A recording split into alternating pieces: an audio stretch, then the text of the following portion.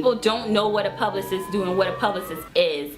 So the misconception might just be, you know, you gonna get me on those blogs, or you gonna take my music, but it's really a lot more to that. It's like identifying your brand and keeping the brand image. Like, brand image is very important in reestablishing your brand. The misconception could be, you know, one that the publicist is an assistant. It's not that. You know, we have these roles together.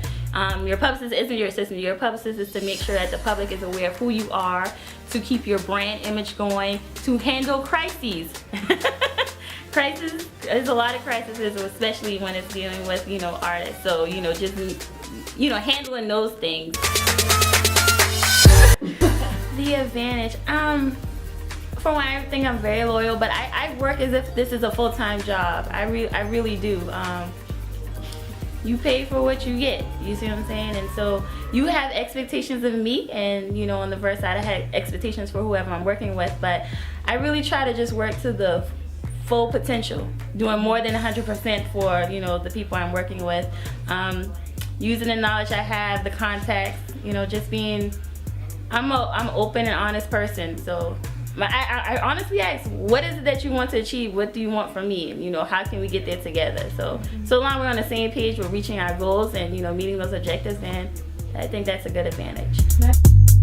So I've done a lot of rebranding. I went from Righteous to Mad Monday with just one client. Even working with some artists, I work with them on, our accent is very strong. You know, being Geechee, that is very big, but a lot of people don't want to just be known as a Geechee artist. So, you know, I mentioned to them that try to turn that tongue on and off. Like, you really have to, and it's very hard, but that's something that can, you know, deteriorate your brand image as well, because they're like, well, you can't have a phone interview, you can't have an interview because we can't hear what you're saying, you're not articulating. And so I'm not the best at speaking, but when it comes down to it, I can turn the accent off. And I think what really got me is when I was in undergrad, my professor, he was from Africa, and he told me I'll never make it in radio and TV because of my accent. But I never knew I had, coming from South Carolina going all the way to Nashville, I didn't hear it because this was all I was around. They don't teach Gullah and Geechee in school. You just knew that was a coined phrase in your community. But I actually had to know, like, no, you're really a part of a culture, and this is why you sound different. And so it was just a lot of, you know, practicing on how to so an African person told you that? Yes. That's interesting. And that's why I was like, okay. And so I think that's what also, like, made me go more towards being on the journalist end, because I was really discouraged then. I was like, do you think that was a good thing or bad thing? I love writing, so it's fine. Okay. But it really pushed me.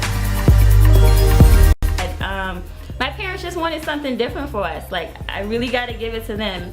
I went to public school in Charleston, but even when it came down to sports, it was like, my dad was like, well, I'm not going to sign y'all up for the teams that's necessarily back Green or Hampton Park. We're going to go all the way over to whatever park was down by the Battery. So here, me and my brother, like the only black kids on a softball and baseball team. But it was just like, I was like 8, and this was my first time in one of those homes in the Battery for an award ceremony, and I'm like, oh my gosh, you know what I'm saying? And after that, it was like, my mom thought I was very, like, I guess gullible. I was like nice little 10-year-old, and she probably thought I was easily influenced. So she didn't want me to go to Rivers Middle School because I think she thought some boy would have said something sweet in my ear. I'ma just leave that flat. She probably thought I would have been just, I don't know. Right. So I went to School of the Arts, and again, I was a theater major, so 6th grade, and now I'm the only girl from downtown there.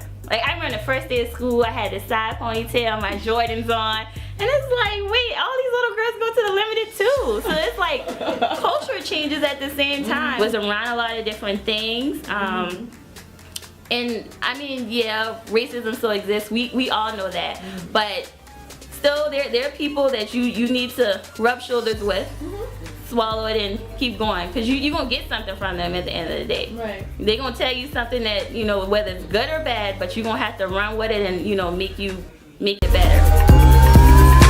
It's a race in the way how we effectively communicate, but that's the quickest way that people are getting paid.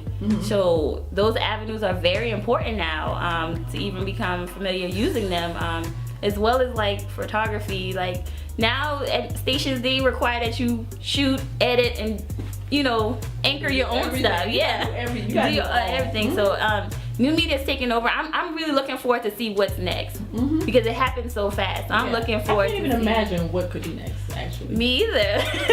I hope I can think of the idea before it gets there, but I think social media is very important, and that's how I communicate, how I've made a lot of contacts, you know, establish myself as a brand. I hope in 5 years, Tawana Tee, the brand, will be able to have its first published book. I'm actually writing an urban fiction novel called Memoirs of a Geechee Girl. So, really? Yes. Interesting. Now this is urban. Like I'm gonna just leave it out there. It's urban, like, you know, raw, but it comes from the perspective of different Geechee girls, you know. So I hope that is done, hopefully, in 5 years. I would like to drop the freelance part from my brand name and be a public relations firm. So that's what I'm working towards, being a PR firm. South Carolina, I would like real estate Charleston. So you come downtown Charleston, that's where Tawana Tee is. Real estate, King Street, PR firm there. Because this is home, so I don't want to go and try to start this brand anywhere else. Not even expand it anywhere. I want Charleston to be the headquarters, and that's where you come to get, you know, your marketing PR services from.